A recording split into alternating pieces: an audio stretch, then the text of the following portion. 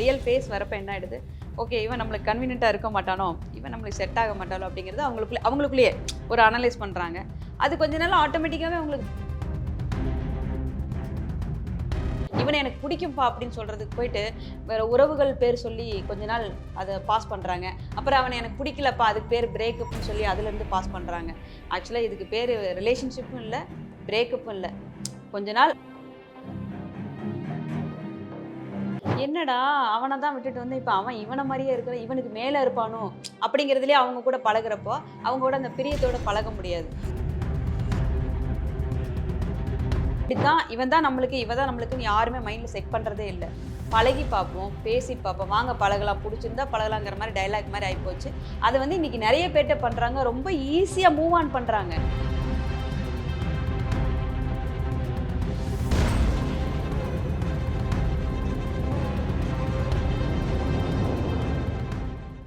IBN Tamil நேயர்களுக்கு வணக்கம். நான் உங்க கோமதி தேசிங். பேசுறதுக்காக ஜானகி சுந்தரராஜ் அவங்க இருக்காங்க, மோட்டிவேஷனல் ஸ்பீக்கர். வணக்கம் மேம், எப்படி வணக்கம். எப்படி இருக்கீங்க? நல்லா இருக்கு. இப்போ 2 பேர் ரிலேஷன்ஷிப்ல இருக்காங்க அப்படின்ற பட்சத்துல ஒரு கட்டத்துக்கு மேல அது பிரேக்கப் ஆயிடுது. பிரேக்கப் ஆனதுக்கு அப்புறம் ஒரு 3 மாசத்துலயோ 4 மாசத்துலயோ அந்த ஆணோ அந்த பெண்ணும் வந்து ஹீல் ஆகாமலே, அதுக்கான டைம் எடுக்காமலே, நான் வந்து சரியாகாமலே அடுத்த ரிலேஷன்ஷிப்குள்ள போறது அப்படின்றது எப்படிப்பட்ட ஒரு விஷயம்? ஏன்னா இது வந்து ஆப்போசிட்ல இருக்க பர்சனையுமே வந்து பாதிக்கும். இது பட் ஸ்டில் சில பேர் பண்றாங்க. ஆமாம், பட் ஸ்டில் சில பேர் இல்லைம்மா, பல பேரை தான் பண்ணுறாங்க. என்ன அப்படின்னா இன்னைக்கு ரிலேஷன்ஷிப் அப்படின்னு எடுத்துக்கிறீங்க, அதில் ரியல் அப்படிங்கிறது கம்மியாயிடுச்சு. இப்போ பிடிச்சிருக்கு, நீ நானும் பேசுகிறோம், ஒரு அட்ராக்ஷன். உன்னை பார்த்தோன்னே எனக்கு ஒரு 6 மாதம் ரொம்ப ஈர்ப்பாக இருக்கும். அதுக்கப்புறம் என்ன ஆகிடும்னா அது டவுன் ஆகிடும்.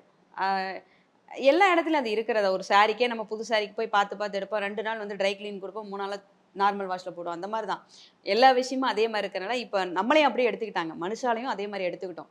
அப்போ வந்து அது என்ன ஆகிடுதுன்னா ஓரளவுக்கு அந்யோன்யமாக நம்ம லவ்வில் இருக்கோம், ஃப்ரெண்ட்ஷிப்பில் இருக்கோம், இந்த மாதிரிலாம் இருக்கிறப்ப என்ன ஆகிடுது, ஓகே போயிட்டே இருக்கும்.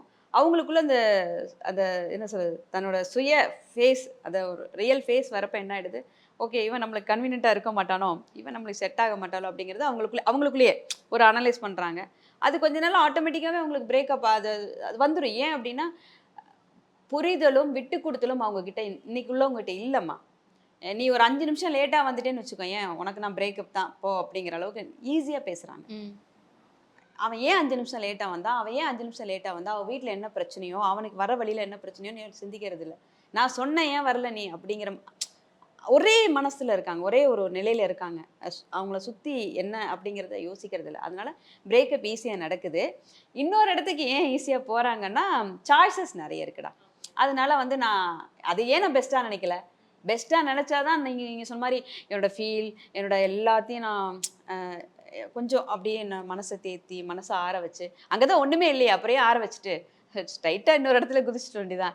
நீச்சல் தெரிஞ்சா நீந்தி வரேன், இல்லைன்னா ஆக்சுவலாக உண்மையாகவே ஒரு விஷயம் இருக்குது. என்ன அப்படின்னா, ஒரு பர்சன் வந்து ரிலேஷன்ஷிப்பில் இருக்காங்க, ஒன்ஸ் பிரேக்கப் ஆகிடுச்சு அப்படின்னா அதில் 2 பேர் இருப்பாங்கல்ல, ஆணோ பெண்ணோ 2 நபர் இருப்பாங்கல்ல.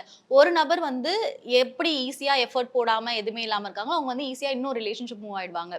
கடைசி வரைக்கும் அந்த ரிலேஷன்ஷிப்பை ஹோல்ட் பண்ணி வைக்கணும், பிடிச்சி வைக்கணும்னு நினைக்கிறவங்க வந்து அவங்களுடைய லைஃப்பில் கரியரில் வந்துட்டு அதை பேஸ் பண்ணி மூவ் ஆன் ஆவாங்க அப்படின்ற ஒரு திங் இருக்குது. ஆனால் இப்போ இருக்க ஆணுக்கோ பெண்ணுக்கோ பெருசாக வந்து அவங்களுடைய பார்ட்னர் கூட சாட்டிஸ்ஃபைடான ஒரு விஷயமே கிடையாது அப்படின்னு தான் நான் சொல்வேன். எமோஷனல் இன்டெலிஜென்ஸ் ஆகட்டும், ஸ்டெபிலிட்டி ஆகட்டும், எதுலையுமே வந்துட்டு இது வேண்டாமோ இது வேண்டாமோ, எவ்வளோ கொடுத்தாலும் பத்தலாம் என்னையா கொடுக்கறது அப்படின்ற மாதிரி இருக்கு. கண்டிப்பா. இப்போ அது நீங்க அதை கேள்வி பதில் நீங்களே சொல்லிட்டீங்க.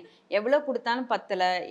லவ் அப்படிங்கிறது இப்போ எப்படி எடுத்துக்கிட்டாங்கன்னா, நான் வாங்கி கொடுக்குற பொண்ணாக இருந்தால் பையன் வந்து நிறைய செலவு பண்ணுங்கிற மாதிரி நினைக்கிறாங்க.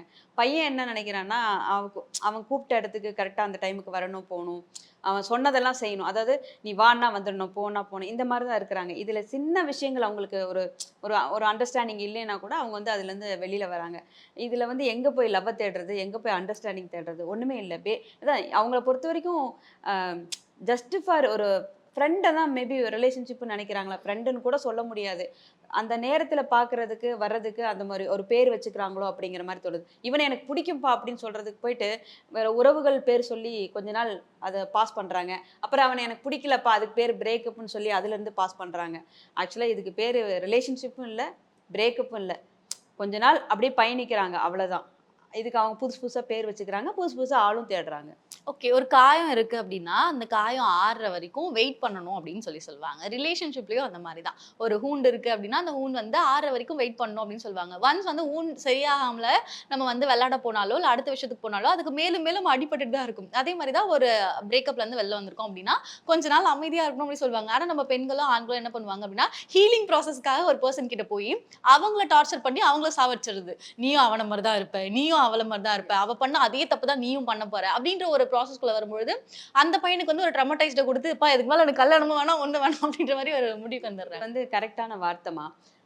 ஒருத்தருக்கு ஒருத்தர் புரிதல் எல்லாம் போறாங்க. போயிட்டு என்ன ஆயிடுதுன்னா, இன்னொருத்தர்கிட்டயும் பேசுறப்போ, கொஞ்சம் அவங்க அந்த சாயல் ஒருத்தரோட சாயல் இருக்கிறப்போ, "என்னடா அவன தான் விட்டுட்டு வந்து, இப்ப அவன் இவன மாரியே இருக்கிறான். இவனுக்கு மேல இருப்பானோ?"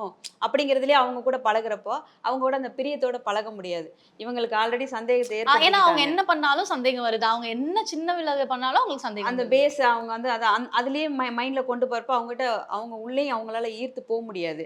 அப்ப என்ன ஆகும்னா, திரும்பவும் அவங்களுக்கு வந்து அ இது வந்து எப்படின்னா, இவங்க ஒரு மனநோயவே கிரியேட் பண்ணிக்கிறாங்கடா. எல்லாத்தையுமே வந்து எப்படி நினைக்கிறாங்கன்னா, ஒரு அ ச மைண்ட் இப்படித்தான், இவன் தான் நம்மளுக்கு, இவ தான் நம்மளுக்குன்னு யாருமே மைண்ட்ல செட் பண்றதே இல்ல. பழகி பார்ப்போம், பேசி பார்ப்போம், வாங்க பழகலாம், புடிச்சிருந்தா பழகலாங்கிற மாரி டயலாக் மாரி ஆயிப்போச்சு. அத வந்து இன்னைக்கு நெறைய பேர்ட்ட பண்றாங்க. ரொம்ப ஈஸியா மூவ் ஆன் பண்றாங்க. இன்னைக்கு வந்து பெயின், வலி இல்லவே இல்ல. ஏன்னா ஒரு காலத்துல இப்ப ரீசென்ட்டா கேரளாவுல கிட்டத்தட்ட அ 30 வருஷமா அந்த அம்மா கல்யாணமே பண்ணிக்கல. அந்த ஆளும் கல்யாணம் பண்ணிக்கல. சொல்லி இப்போ அவங்களுக்கு 60ஆம் கல்யாணம் பண்றப்போ கல்யாணம் பண்ணி இப்ப ஆமா. நியூஸ் வந்துச்சு. உங்களுக்கு தெரியும்னு நெனைக்கிறேன். அந்த மாதிரி லவ்வெல்லாம் இருந்திருக்கு. அது எவ்வளோ பெயின் இருந்திருக்கும்.